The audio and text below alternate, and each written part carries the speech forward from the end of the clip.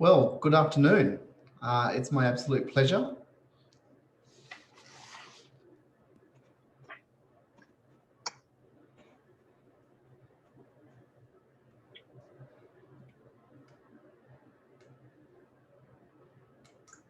Welcome back. Yes, so we have a session now for about 45 minutes, and I'd like to introduce Dr. Malcolm Haddon, Associate Director, Community Resilience, Multicultural New South Wales, and Sophie Murray-Farrell, who's the Manager, Countering Violent Extremism, Office of Community Safety and Cohesion, New South Wales Department of Communities and Justice. Their presentation is titled Joining the Conversation, Joining the Cause, Communication and Collaboration to Counter Violent Extremism. And in this session, I'm going to hand over to Dr. Julian Drogan, who's actually going to facilitate it. Thank you. Thanks, David. Look, it's my absolute pleasure to be here this afternoon, and we're all very fortunate, I think, to have with us two of New South Wales' most senior and highly experienced CVE policymakers to share some of their insights and experience on a range of critical on-the-ground issues for successfully working with communities. Now, we have with us both Sophie Murray-Farrell and also Dr. Malcolm Haddon. Both will be speaking for about 15 minutes each, and then we'll be able to have some Q&A after that to discuss some of the experiences and thoughts they have around this fast-changing area of practice and also research. I think it's fair to say that our two speakers represent best practice in Australian CVE right now. Their experiences showcase the tough challenges that face any government agency attempting to create impactful and also measurable CVE among diverse communities, and in the face also of a very fast-paced and shifting risk landscape. They also both give insights into the rewards and the benefits that come from successfully working with communities long-term, from building relationships that are based on trust and collaborative partnership, and thinking creatively about what resilience-focused CVE might look like.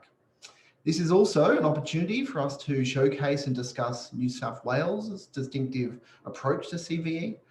New South Wales is certainly a vanguard in Australia in producing innovative and creative CVE programs, some of which have been well ahead of their time. A state that already demonstrates significant resilience and cohesion, New South Wales' CVE strategy is based upon cultivating an evidence base, community trust, and also transparency. So without any further ado, it gives me enormous pleasure to give the floor over to Malcolm Haddon, who will give the first presentation. Good afternoon, Malcolm. Thank you very much, Julian, and thank you, David, and thank you to all of the organisers for having us here. And I think I'd say off the bat that, you know, Sophie and I both here very much as government agency officials, not as academics and experts as such. So we're very much presenting from that point of view. Just want to make sure that I can share my screen. Okay. How's that looking, Julian? Yeah. You shared it.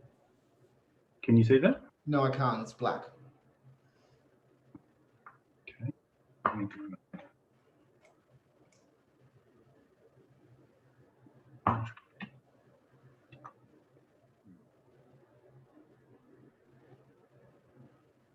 Okay.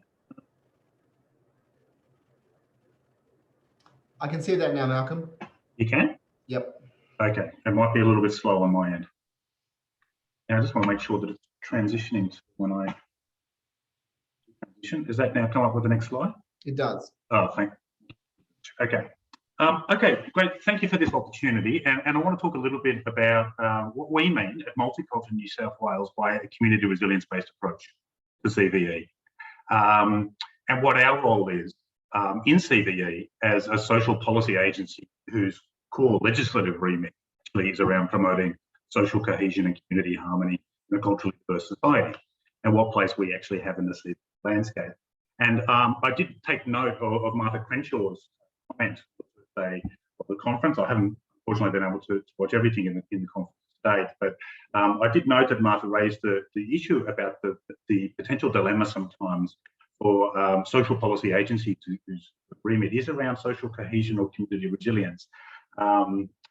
Getting caught up in what might be seen as more securitized type work, and the perceptions of being co-opted as in a sense into the work of community surveillance and these types of issues. And I want to say from the outset, that is not what we do at Multicultural New South Wales. And I also want to suggest that the dilemma that Martha suggested there about a kind of policy and governance framework that recognises the role of both agencies that work in the space that I do and the agencies who do legitimately work in counterterrorism and security perspectives. I actually think we've kind of solved that problem in New South Wales. I think we've actually established a framework and a relationship around that. But I want to talk a little bit about what we mean by a community resilience-based approach to CVE, because certainly what we don't do in New South Wales and my agency is use terms like social cohesion, community resilience as euphemisms for covert counterterrorism. That's certainly not what we do. And most importantly, the work that we do is not at the service, I would say, of counterterrorism or national security agencies. In fact, I've got a slightly more radical view of that. I actually would suggest that counterterrorism and national security agencies are actually at the service of social cohesion. And I actually don't think I would necessarily agree with that either. And the point that I want to make about building trust and collaboration in working with communities too is it's been very important for my agency to genuinely, hand on heart, be able to actually align our CVE work with our agency's core remit around promoting social cohesion and community harmony. And I believe strongly that I can genuinely make that claim, because I also believe that CVE is actually fundamentally about social cohesion. And I'm going to make some preliminary apologies to people like Michelle Grossman, who have heard me talk about this for a long time. But I do think it's really important to establish this relationship, because it's the same kind of conversations that I've had to have with communities really for the last 10 years about our role in this space in establishing relationships, collaboration and trust. For me, CVE is fundamentally about social cohesion, because social cohesion is fundamentally what's at stake. Terrorists, violent extremists their core aim is to incite fear and sow discord in society. And terrorist violence is actually only a means to that end of inciting fear and discord in society. And it's actually probably the least commonly deployed tactic that violent extremists use towards that end of threatening social cohesion. Violent extremists also seek to incite fear, hate and division through supposedly non-violent means or without acts of terrorism. And what violent extremists do when they're not being violent typically is to deploy these other tactics to threaten social cohesion.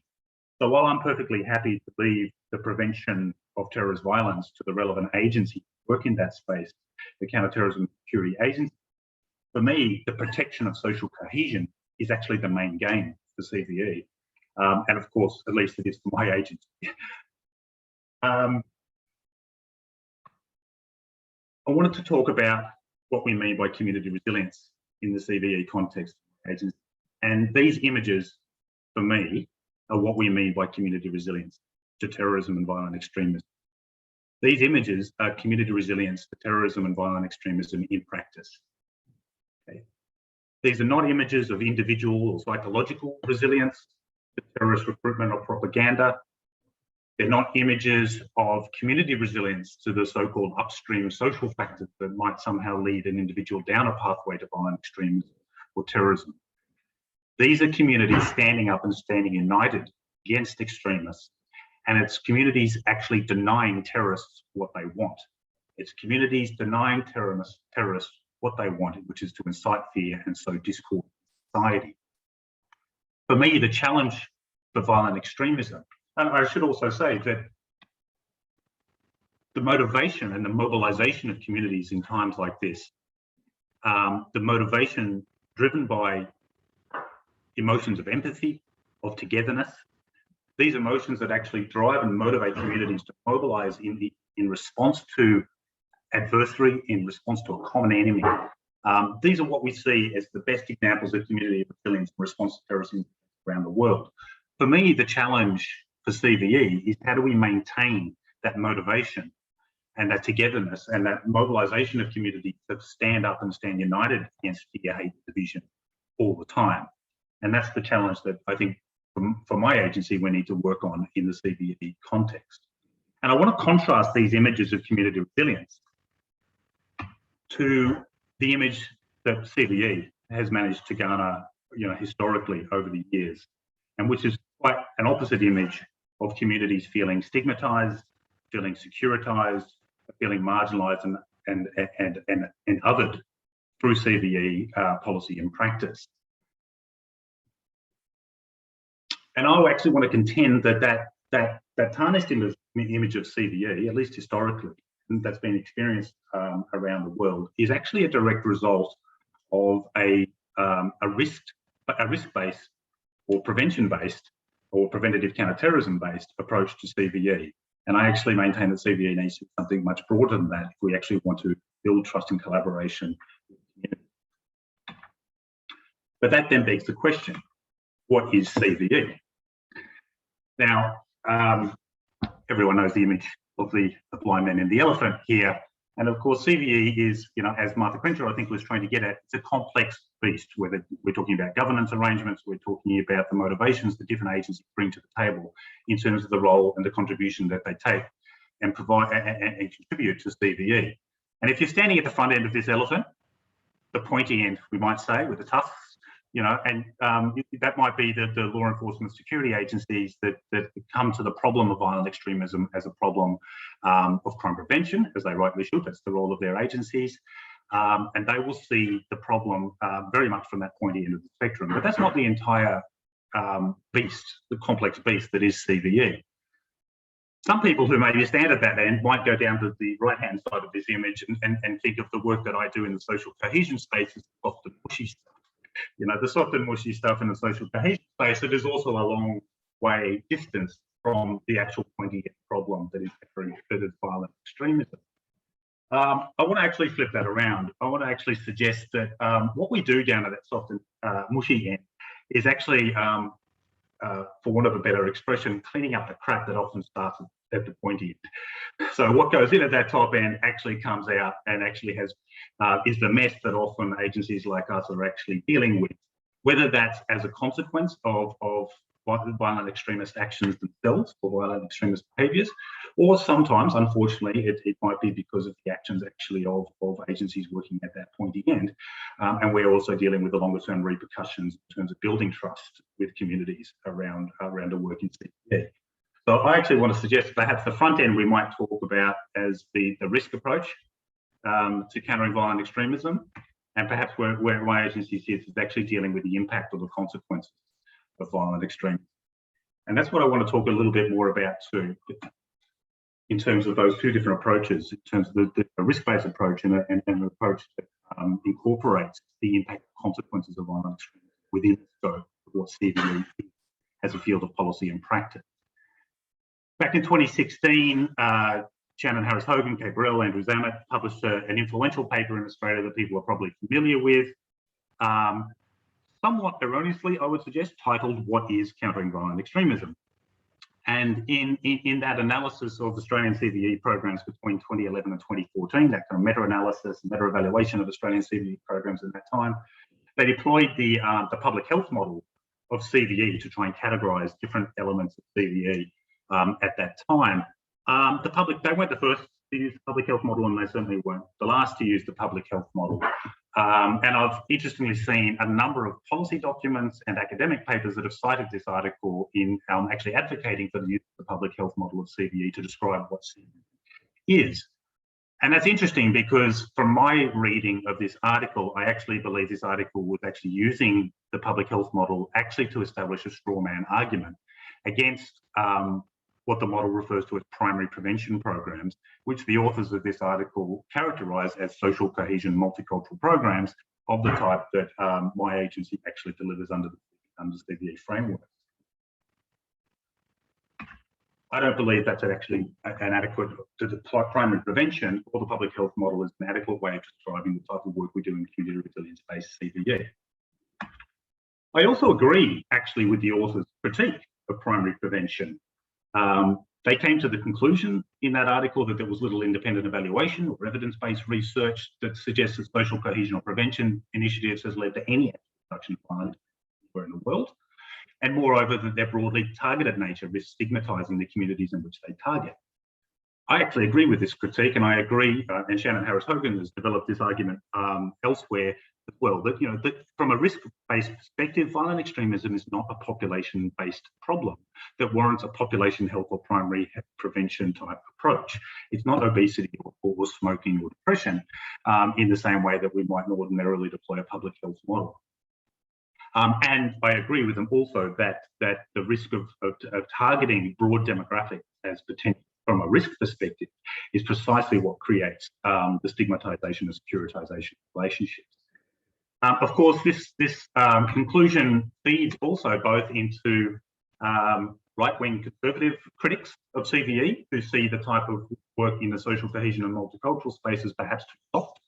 And when the conservative Australian broadsheet got a hold of the findings of this is precisely the conclusion it came to, that this was a waste of funding and that funding shouldn't be directed to those types of programs because they're too far removed from the problem. It also fed into the community suspicion around CVE and some of the left-wing critics who actually brandish CVE as being ultimately a racist policy that targets Muslim communities. The problem with both of those conclusions, and while I agree with the critique of primary prevention, the criticism, both from the left and the right, only applies if you're using primary prevention as your framework for describing the type of work that we do in the social resilience space in CVE. And I don't think it's actually an appropriate description or framework for approaching the type of work that we do. And those criticisms are therefore invalid. Bill Braniff from the US, from START in the US, has made the observation that while it's very difficult to ever determine if a prevention program, in this primary prevention type framework, is ever responsible for stopping someone from radicalising, it is possible to measure the salience of victimhood in a community over time, the polarising effects of extremist violence in a community over time, and the amount of airtime given to violent extremism in a 24-hour news cycle. What Bill Braniff is referring to here are the impacts or the social impacts of violent extremism. And for me, a community resilience or a societal or whole of society resilience approach to CVE is aiming to minimise the divisive and damaging impacts of violent extremism having on society at large. We can actually start plotting out what those impacts are, I think in quite definable and potentially measurable ways.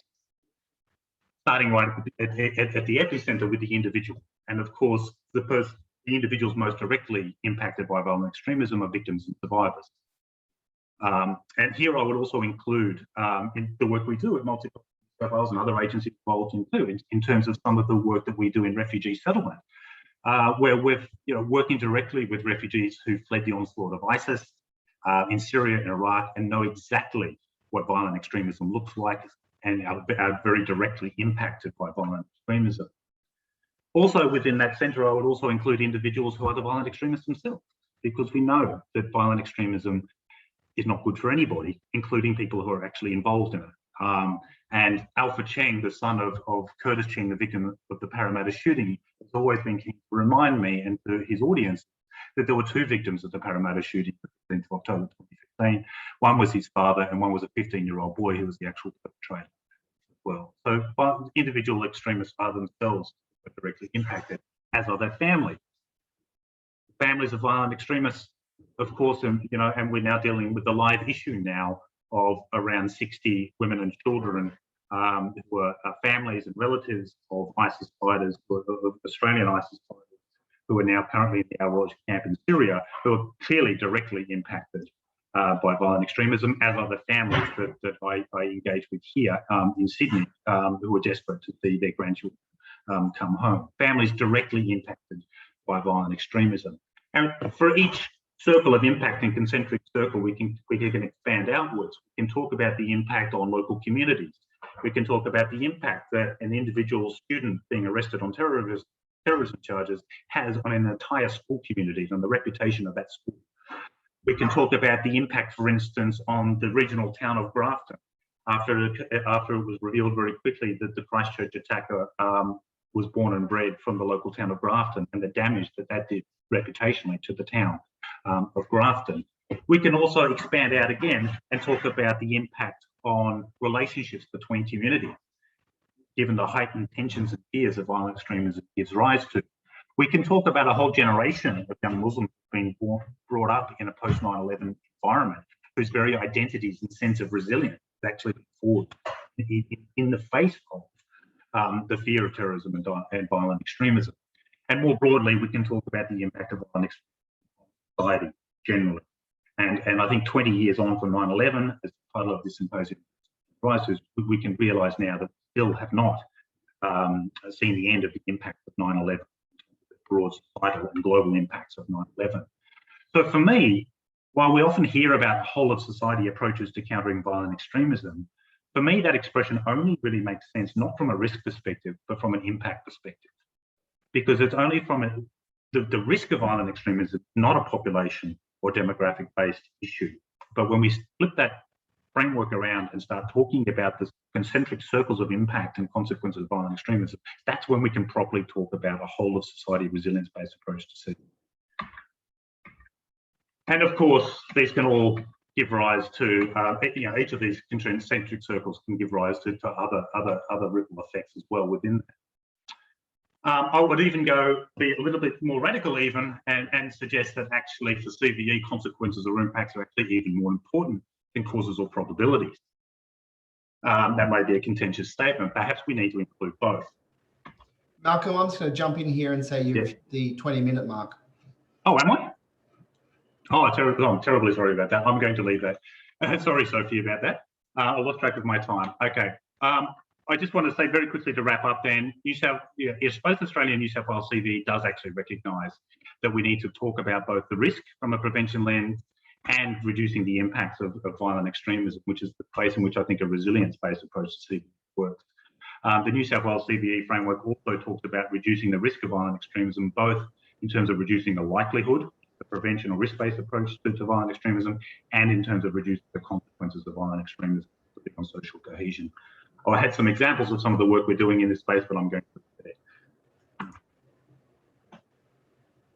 there. Thank you so much, Malcolm. Now, we also have with us here this afternoon, Sophie Murray-Farrell, who is, of course, CVE Manager in the Office of Community Safety and Cohesion in the New South Wales Department of Communities and Justice. And Sophie is going to be speaking about CVE communications and how language can bring us together. Welcome, Sophie.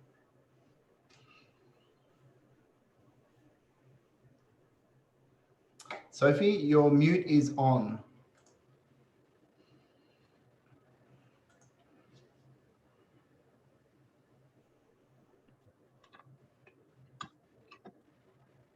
That's good, yes. No, I'm afraid I still can't hear you. There might be a problem with your computer audio or speakers.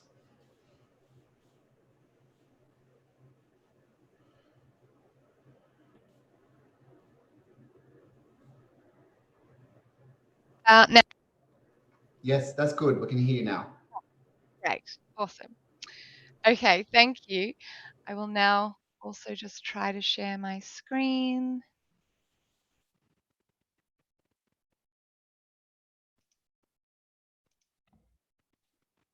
Can you all see my slides?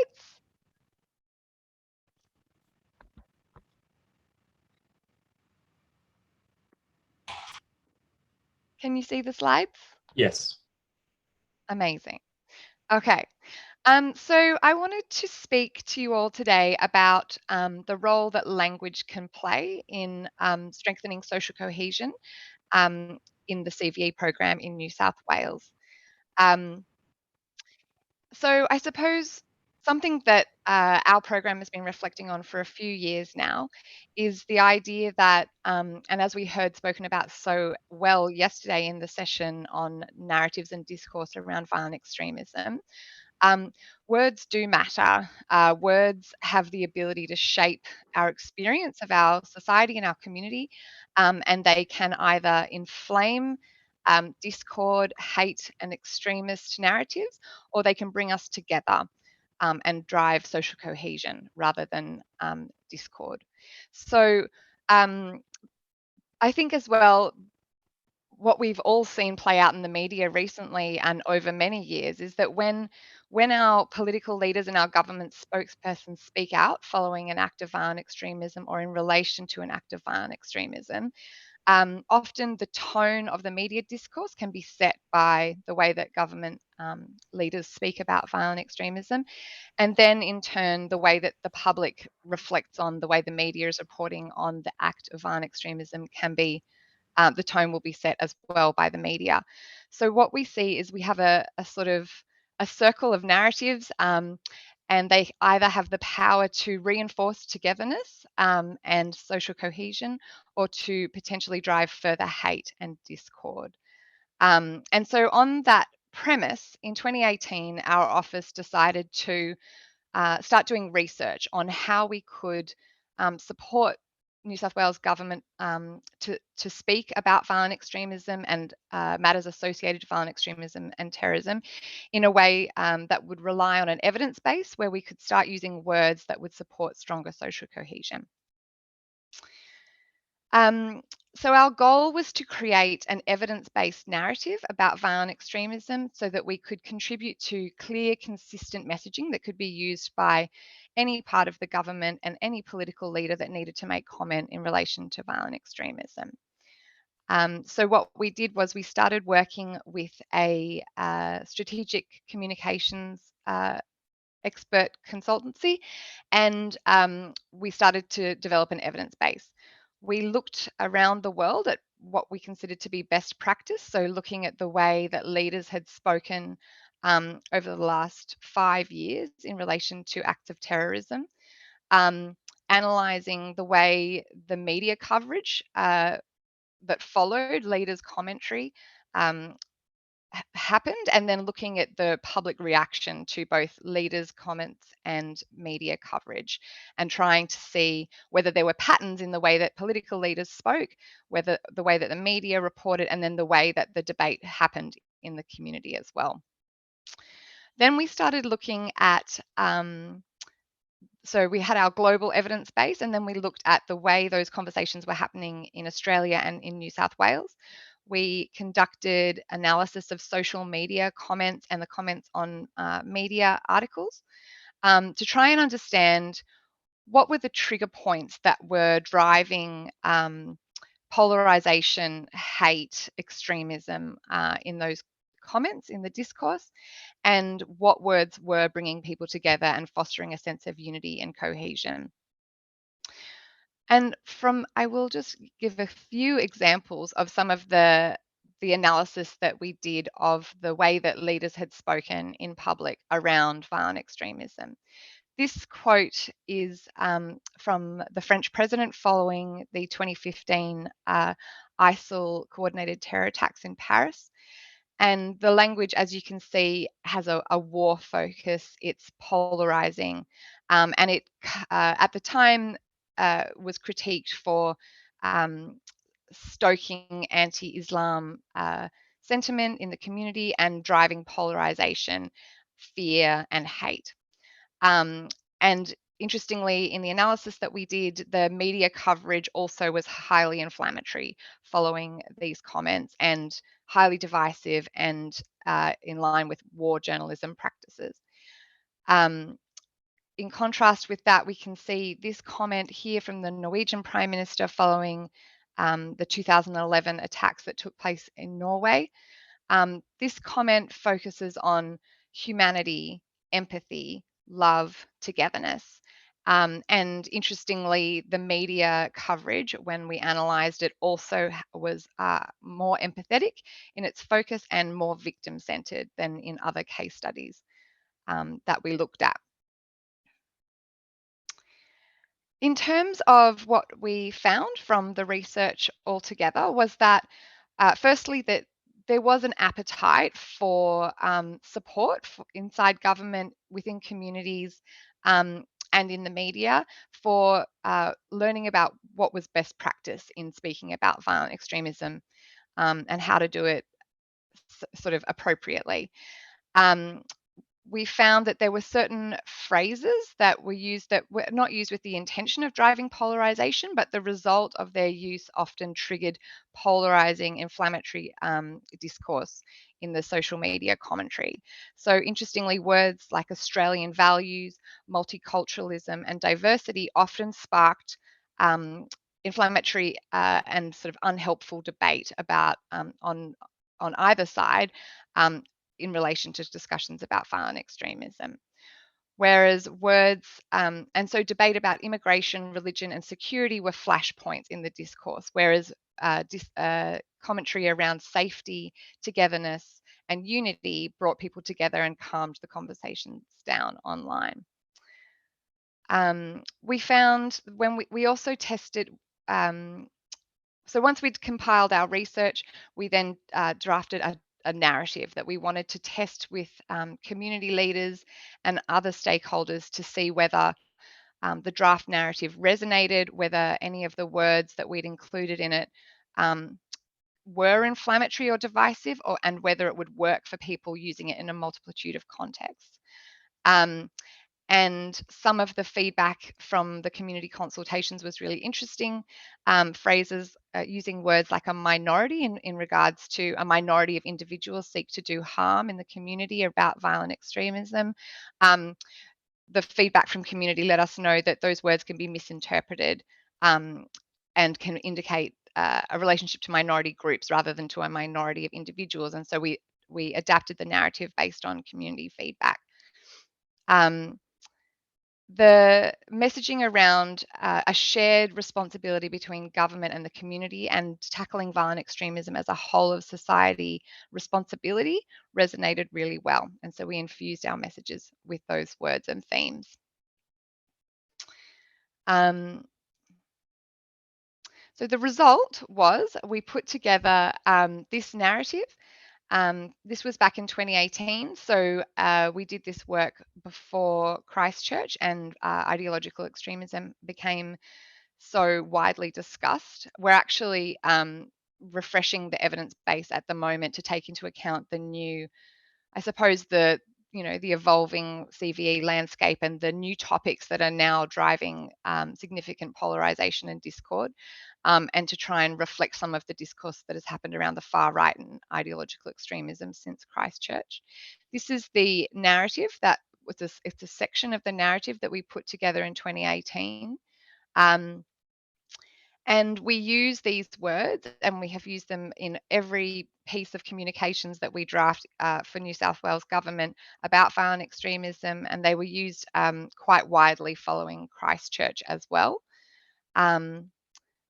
Interestingly, the evidence that we've looked at recently around what are the trigger points in the discourse, it won't come as a surprise to anyone in this forum, but obviously anti-democracy, anti-establishment, misinformation, COVID, the vaccine, these are topics that are driving significant polarization. And that was never a part of our analysis back in 2018. So it's been really interesting to update the evidence base.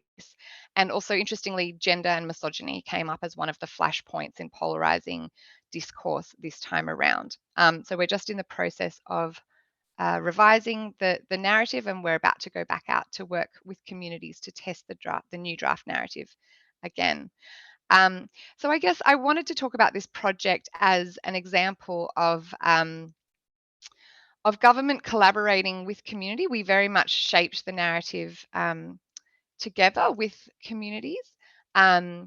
And every step of the way, we've tested the impact of the narrative and whether it resonates with the communities that we partner with in New South Wales.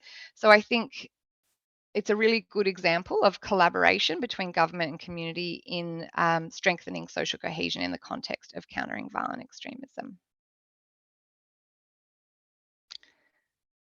Thank you. That's it from me.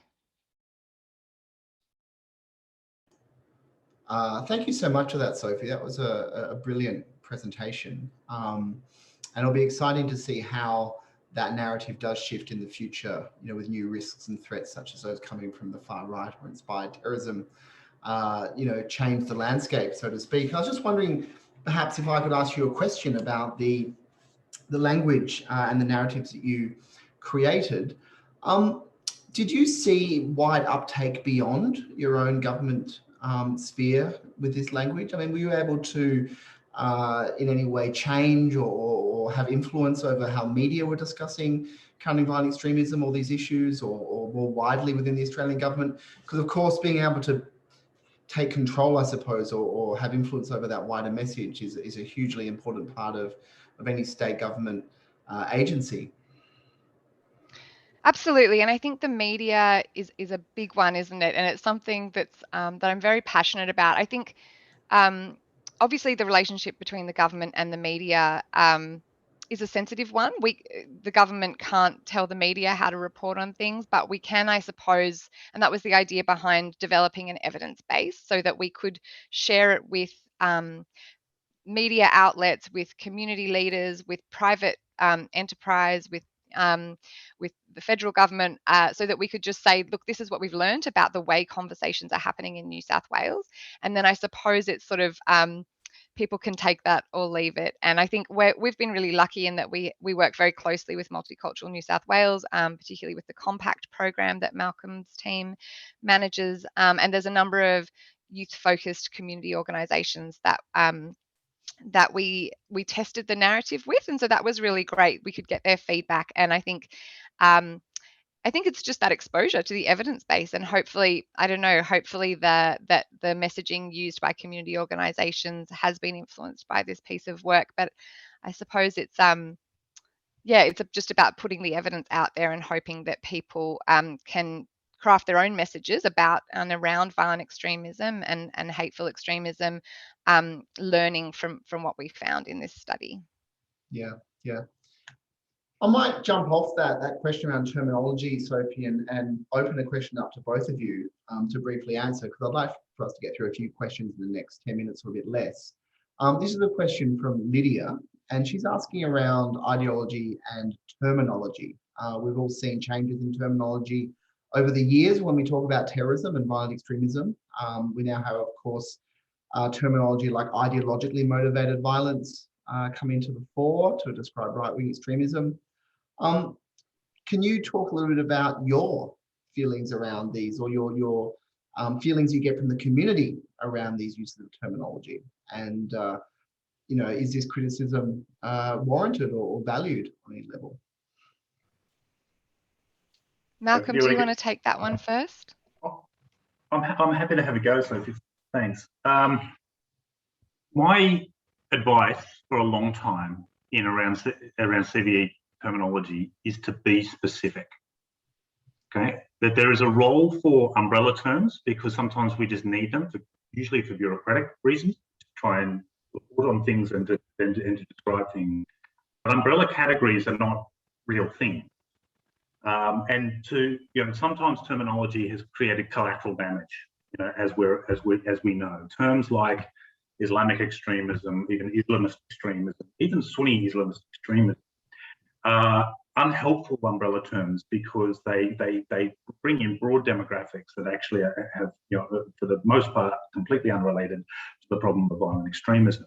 I supported the move of the Commonwealth Government to use terms around ideologically motivated extremism, religiously motivated extremism, because those, as umbrella categories, while they're still bureaucratic umbrella categories, at least they reflect the language of counterterrorism legislation, which defines terrorism on religious, ideological and political motivation. So we can actually link that back to the actual legal definition of terrorism and the policy definition of violent extremism, which is, again, also around support for the use of unlawful violence on political, religious or ideological grounds. So we can, at a bureaucratic level, those umbrella terms make sense to me, and they don't necessarily create the collateral damage some of the other umbrella terms create.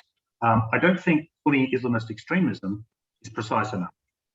Okay, I think when you actually want to name specific threats, you need to name specific threats. You need to talk about ISIS-inspired extremism. You need to talk about Al-Qaeda-inspired extremism. You need to talk about, you don't just talk about, and the term far right is just as problematic, I think, as well as Islamist extremism. What are you talking about when you talk about far right extremism? Are you talking about neo-Nazis? Are you talking about Antipodean resistance? Are you talking about the National Socialist Movement? Who are you talking about? Which group are you talking about? Umbrella categories are necessary, but they're bureaucratic shorthand, ultimately, and they're good for analytic purposes and for bureaucratic purposes, but we need to be very careful that we're either very specific or our umbrella categories can actually be justified on the basis that they match a legal or policy definition. Yeah, yeah. Sophie, do you have anything you'd like to add to that, or shall I ask a further question? I think Malcolm's done that one justice. Absolutely. I have a question from Michelle, and she's really responding to your presentation, Malcolm. But I think both of you, if you'd like, are very welcome to answer this. I'll direct it to you first, though, Malcolm. Michelle has no argument that part of CVE's remit should be the mitigation of the impacts of violent extremism for communities. But does that then leave CVE's potential role in prevention or diversion, a centerpiece for many, solely in the hands of the CT approaches dealing with radicalization pathways?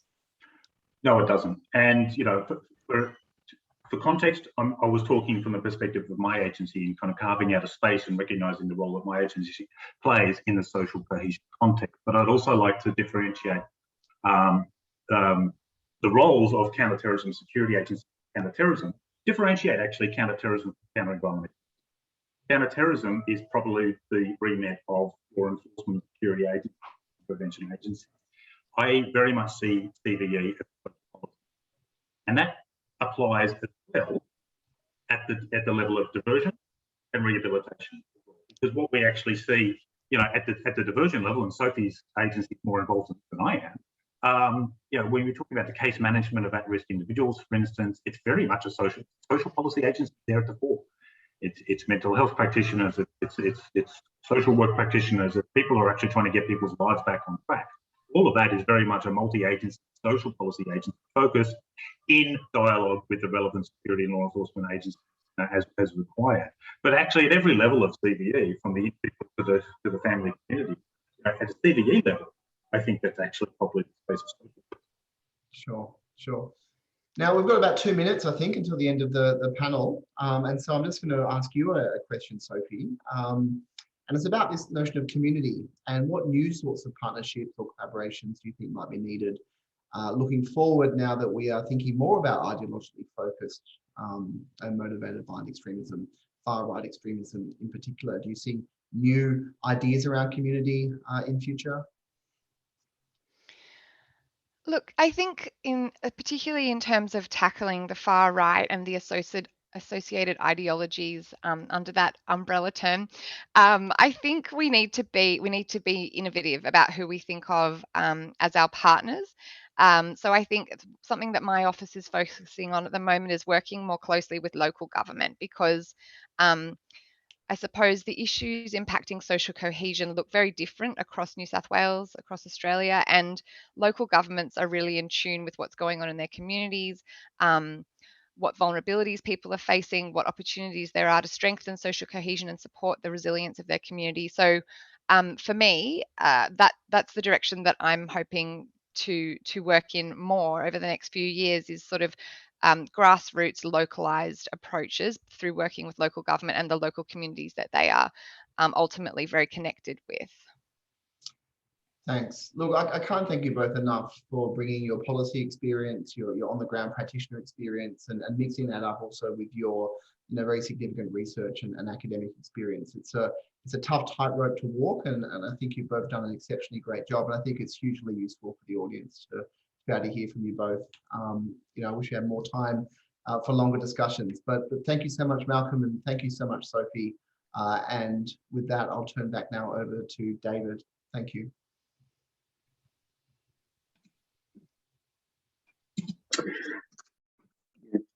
Thanks, Julian. So in closing this session on CVE policy, practice and program challenges, I'd like to thank Ines Simona, Mark Duckworth, Richard McNeil-Wilson, Malcolm Haddon and Sophie Murray-Farrell for their presentations. They were excellent.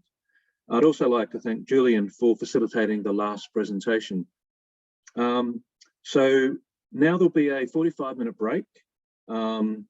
And we will reconvene at 1800 Eastern Standard Time. where we look at the intersections between conspiracy and extremism. I hope to see you then. Thank you.